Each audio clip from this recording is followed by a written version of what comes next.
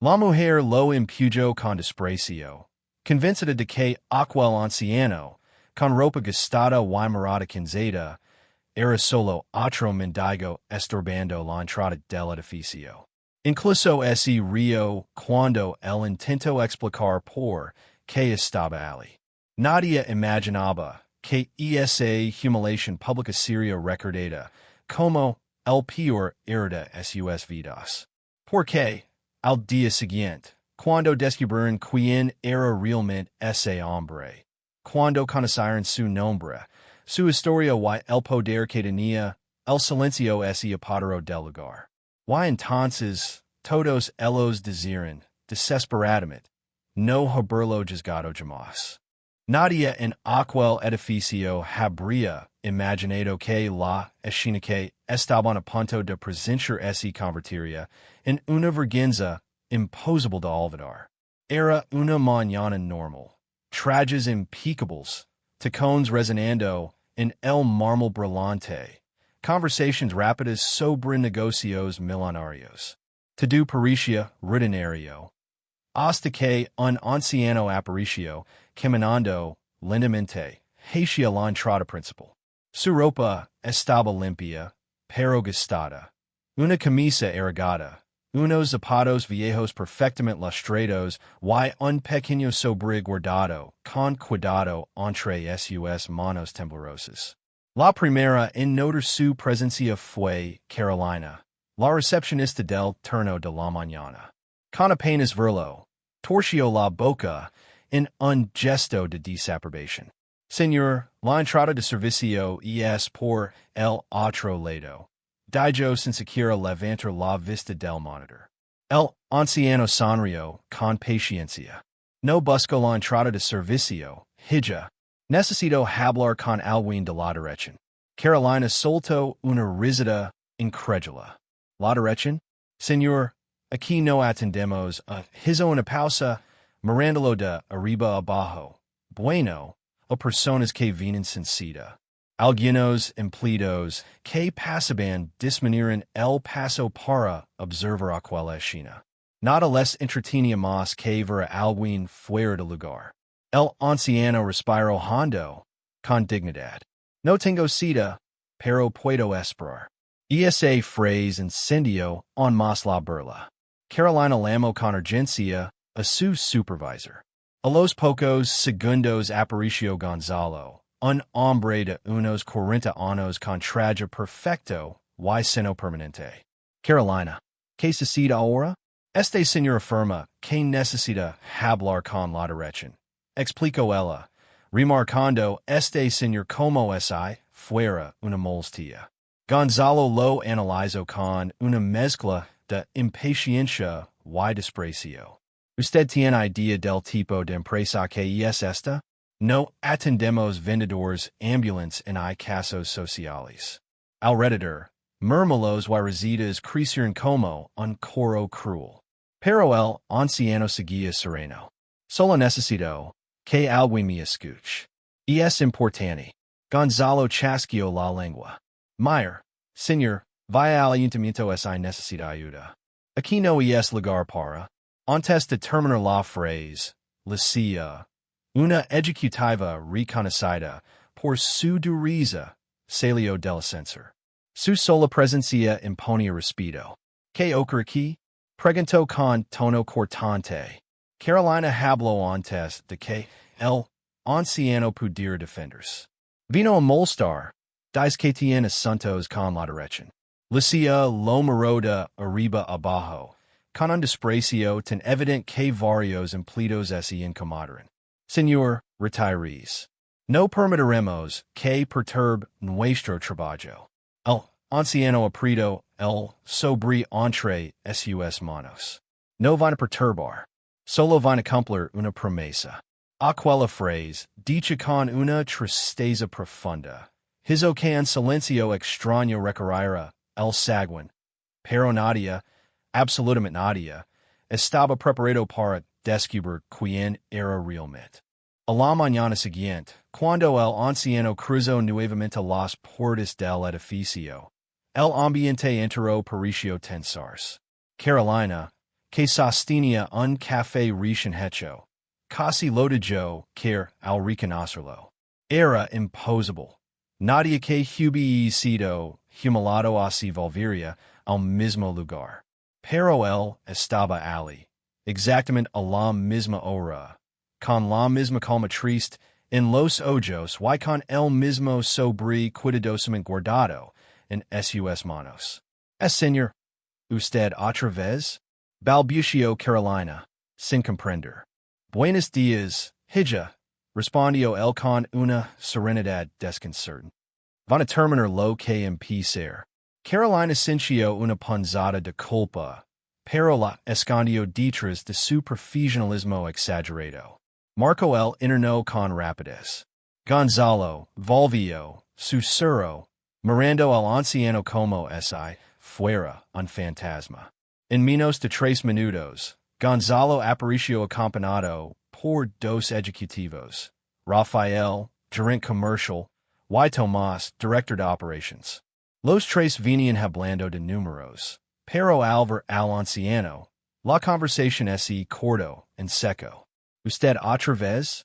Soltó Gonzalo con fastidio evidente. Señor, ella fue suficiente. No para mí, respondió el anciano. No me han escuchado. Rafael cruzó los brazos, analizando al hombre con arrogancia. Mi colega aquí me dijo que usted trae una propuesta importante. ¿Qué clase de propuesta podría tener alguien como usted para una empresa como esta? Alguien como usted. La frase cayó como una piedra. El anciano la escuchó sin enfadarse. Solo suspiró con una tristeza que nadie parecía comprender. Una propuesta sobre valores, dijo. Sobre cómo estamos tratando a las personas. Tomás soltó una carcajada seca. ¿Valores? Señor, aquí manejamos cifras, productividad, contratos millonarios. No tenemos tiempo para sermones. Los empleados empezaban a observar desde sus escritorios, fingiendo trabajar. Algunos grababan discretamente con sus móviles. Era como un espectáculo. En ese momento, el ascensor se abrió y volvió a aparecer la silla, impecable y segura, con una expresión más tensa que el día anterior. ¿Otra vez este señor? Preguntó, irritada. ¿Por qué no han llamado seguridad? ¿Por qué antes? Intervino el anciano con voz tranquila. Quería darles la oportunidad de escuchar. Lucía bufó, perdiendo la paciencia. Expliquís entonces. ¿Qué asunto tan urgent lo trae aquí? El anciano sostuvo el sobre con ambas manos. Una promesa, dijo simplemente. Una promesa que lo hizo alguien que no está. Hubo un ligero murmullo detrás.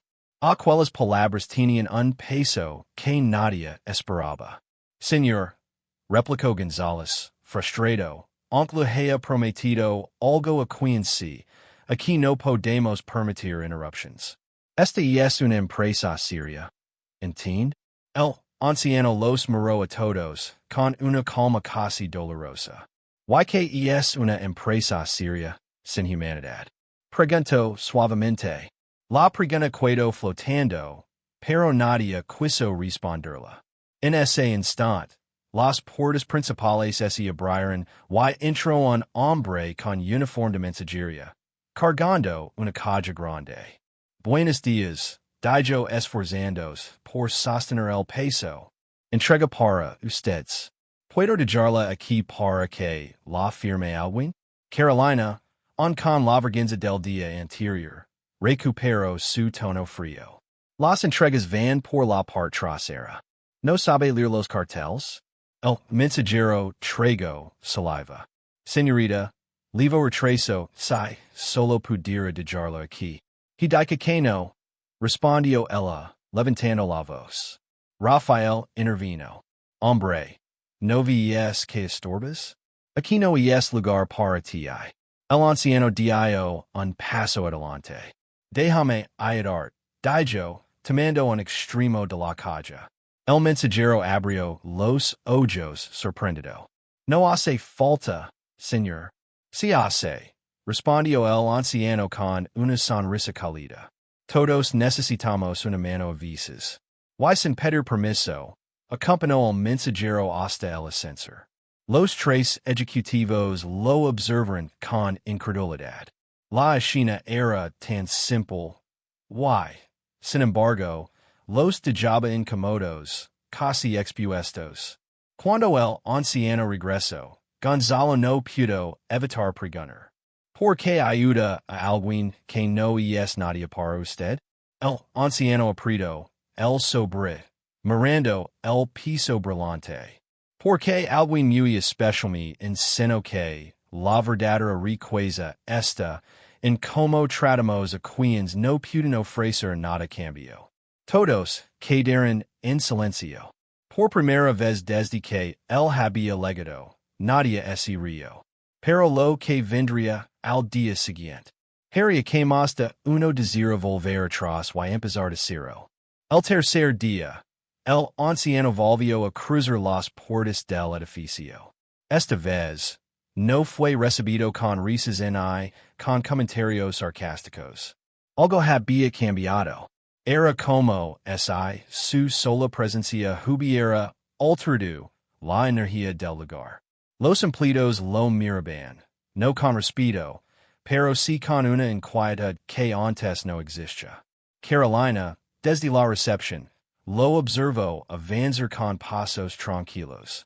Por primera vez sintió una punzada en el pecho, un pequeño remordimiento que intentó ocultar detrás de su postura rígida. Buenos días, hija, saludó el anciano con la misma serenidad. Buenos días, señor Benedito, respondió ella, sorprendiendo incluso a sí misma al nombrarlo con respeto. Las puertas del ascensor se abrieron, dejando salir Gonzalo, Rafael y Tomás. Venían discutiendo algo, pero la conversación se disolvió al ver al anciano. No puede ser, murmuró Rafael. 3 días seguidos. Esto ya está volviendo absurdo. Añadió Tomás, pero sin la misma soberbia del día anterior.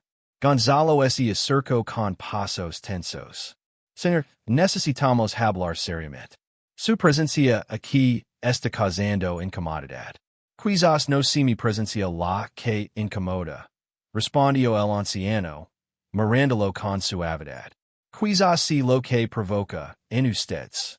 La frase cayó como un peso invisible en el aire. Antes de que alguno pudiera responder, un trabajador de limpieza entró discretamente para vaciar los botes de basura. Se llamaba Esteban, un hombre humilde que lavaba años trabajando allí. Apenas puso un pie en el saguán. Rafael hizo un gesto de impaciencia. Esteban, ¿puedes hacer eso en otro momento? Tenemos una situación aquí. Esteban bajó la mirada, avergonzado. Disculpe, señor, es mi turno. Pues interrumpimos.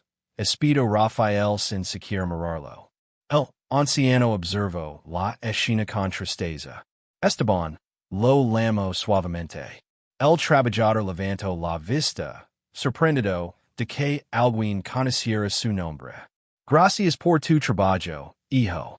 Este lugar no brillaría sin tus manos. Esteban se quedó paralizado. Nadie en ese edificio lo había dicho algo así jamás. Gonzalo frunció el seno, irritado por la incomodidad que empezaba a sentir. Mayer, señor, no estamos para humanidad, interrumpió el anciano. Sé que no están para eso. Lo he visto estos días. La conversación quedó en silencio por unos segundos. De pronto, las puertas del ascensor se abrieron nuevamente y apareció Lucia. Su expresión era distinta, menos arrogante, aunque no menos firme. ¿Otra vez aquí? Preguntó. Aunque su voz ya no sonaba tan segura como antes. Van a terminar lo que aún no he logrado, respondió el anciano. ¿Y qué es? Preguntó Lucia con un tono seco. Verás queda algo de bondad en los corazones que dirigen este lugar. El comentario hizo que varios empleados dejarían de teclear. La atmósfera se volvió tensa.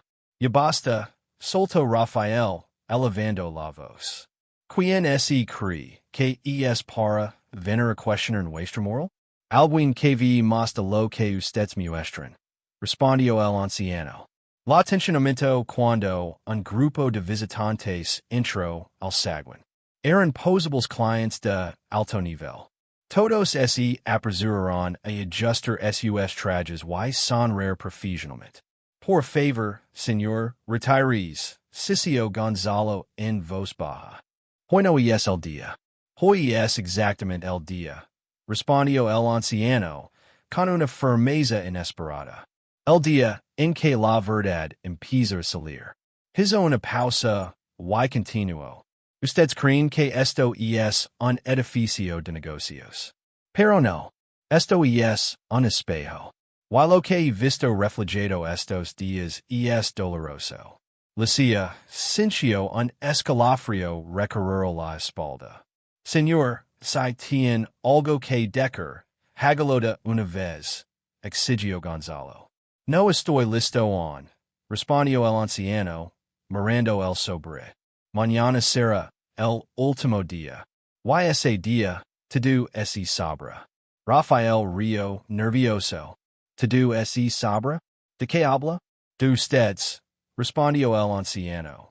De cómo actúan cuando creen que nadie los observa. De lo que son en realidad. Los ejecutivos se miraron entre sí, inquietos por la seguridad con la que hablaba. En ese instante, una joven empleada, Marta, se acercó timidamente. Disculpen, dijo con voz baja. Señor, escuche como lo trataron ayer. Y no me pareció justo. Lucia la fulminó con la mirada. Marta, vuelve a tu puesto. No, dijo el anciano. Déjala hablar. Marta respiró hondo. Solo quería pedir disculpas. A nadie deberían hablar así. La sala se quedó inmóvil. Las palabras de aquella joven contrastaban duramente con la actitud de los ejecutivos. Gracias, hija, respondió él, tocándose el pecho con emoción. Eres la primera en 3 días que me trata como a un ser humano. Marta bajó la cabeza, emocionada. Lucia, irritada por perder el control, dio un paso adelante. Mayer, señor, mañana será escoltado por usted. Basta de juegos. El anciano sostuvo su mirada sin miedo. Mañana no volveré para jugar. Entonces, ¿para qué? Preguntó Gonzalo, inquieto. El anciano abrió el sobre por primera vez, dejando ver solo el borde un documento. Para ser un ciclo. Y para revelar quién soy. Y por qué volver aquí era inevitable. Un silencio absoluto cayó. Lo que nadie sabía era que estaban solo un día de descubrir la verdad, que cambiaría sus vidas para siempre. El cuarto día amaneció con un silencio inusual en el edificio. Era como si todos presintieran que algo grande estaba por ocurrir. Los ejecutivos llegaron más temprano que de costumbre. Sus pasos resonaban inquietos sobre el piso brillante. Carolina colocaba nerviosamente las carpetas en la recepción mientras miraba la puerta cada pocos segundos, esperando, y temiendo, ver al anciano entrar. Y cuando finalmente lo hizo, el ambiente entero pareció contener la respiración. Pero aquel día, algo era distinto en él.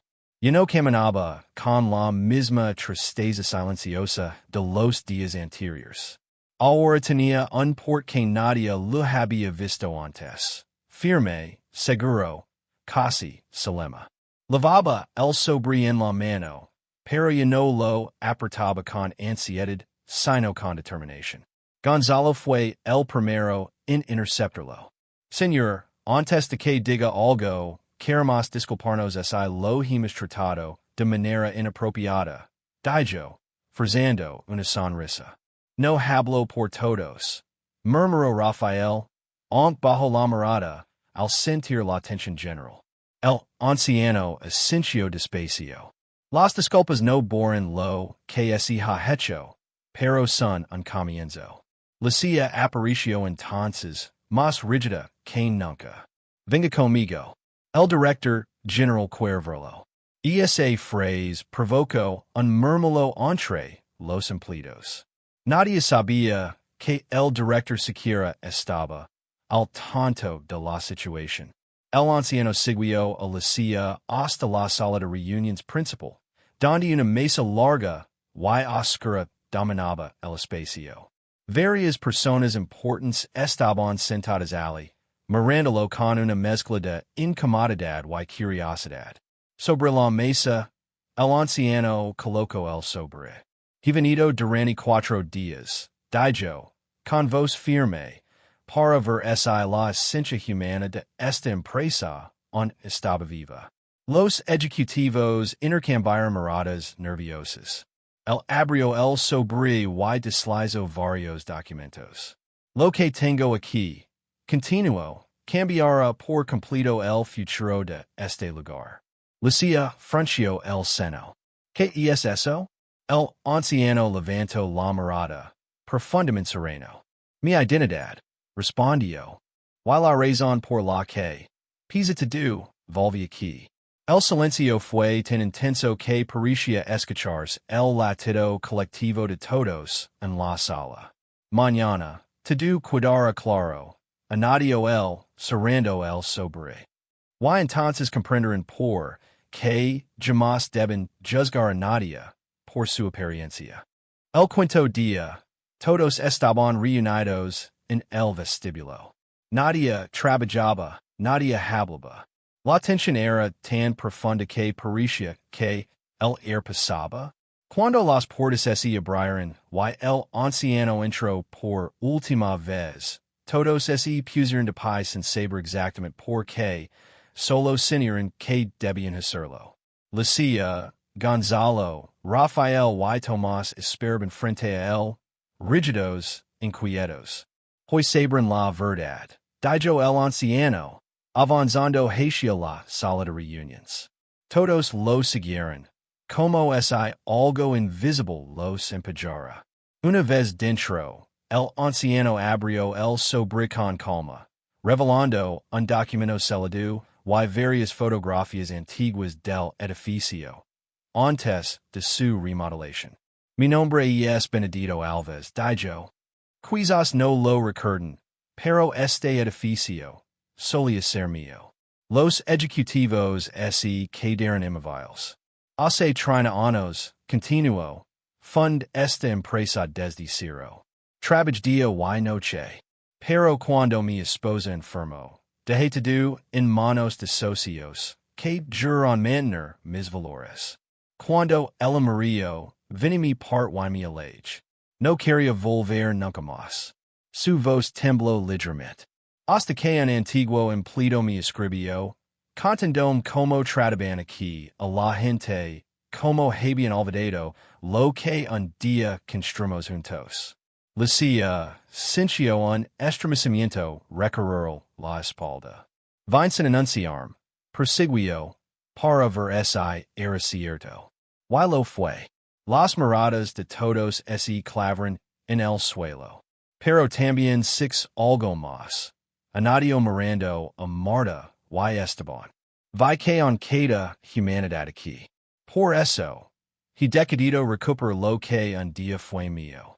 Saco una carta notariada. A partir de hoy, vuelvo como accionista mayoritario.